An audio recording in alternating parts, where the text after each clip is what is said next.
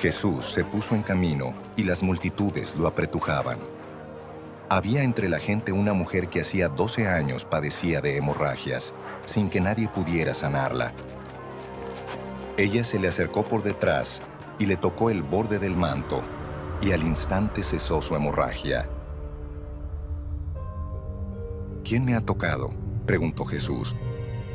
Como todos negaban haberlo tocado, Pedro le dijo: Maestro, son multitudes las que te aprietan y te oprimen.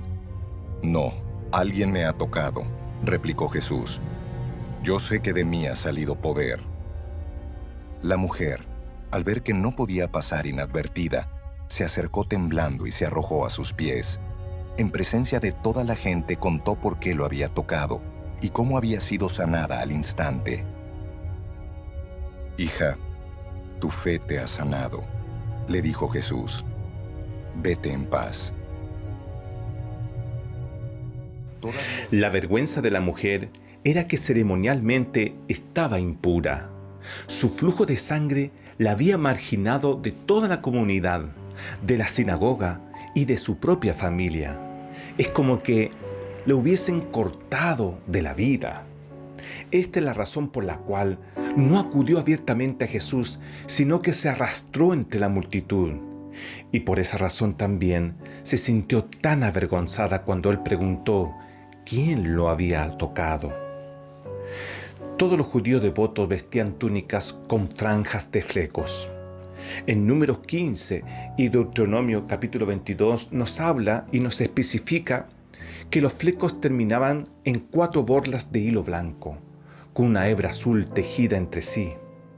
Era para recordarle al judío cada vez que se vestía y que las veía, que era hijo de Dios, dedicado a guardar su ley. Más tarde, cuando fue peligroso ser judío, se llevaban estas borlas en la ropa interior. En nuestros días todavía existe el talish, o el chal, con que el judío se cubre la cabeza y los hombros cuando está en oración. Pero en la época de Jesús se llevaban en la túnica. La mujer, sin duda alguna, tocó estas borlas cuando fue sanada.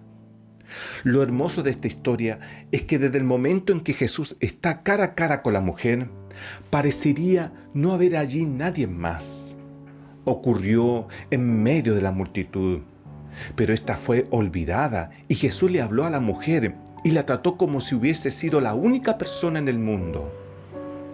Era una enferma pobre y sin importancia, con una enfermedad que la hacía impura, pero sin embargo, Jesús se dio todo por ella.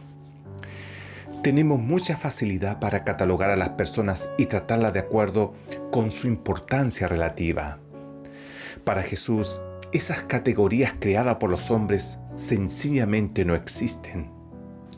Ella era simplemente un alma humana en necesidad. El amor jamás piensa en las personas en términos de importancias humanas. Se cuenta una historia de una viajera que relataba que cuando viajaba a Georgia, en los días anteriores de la Guerra Civil Americana, la llevaron a ver a una anciana muy humilde y pobre en su cabaña. La vieja campesina le preguntó si acaso iba a ir ella a la capital. La viajera contestó que sí. Entonces le preguntó la anciana: ¿podría llevarle un paquete de caramelos caseros a mi hijo? No podía conseguirlo en la gran ciudad, comentó la anciana. El nombre de su hijo era Abraham Lincoln. Normalmente no pensamos en el gran presidente de los Estados Unidos que eliminó la esclavitud en su propio país, que era alguien a quien le gustaban los caramelos caseros. Pero para su madre, así lo era. Para ella, las etiquetas hechas por los hombres no importaban. Casi todos hubieran mirado a la mujer en la multitud como algo sin importancia. Para Jesús, ella era alguien en necesidad y por lo tanto, por decirlo así, alejó a la multitud y se dio a ella. Dios nos ama a cada uno de nosotros como si no hubiera nadie más a quien amar en esta tierra. Para nosotros, Dios es importante, Pero para Dios, nosotros somos únicos.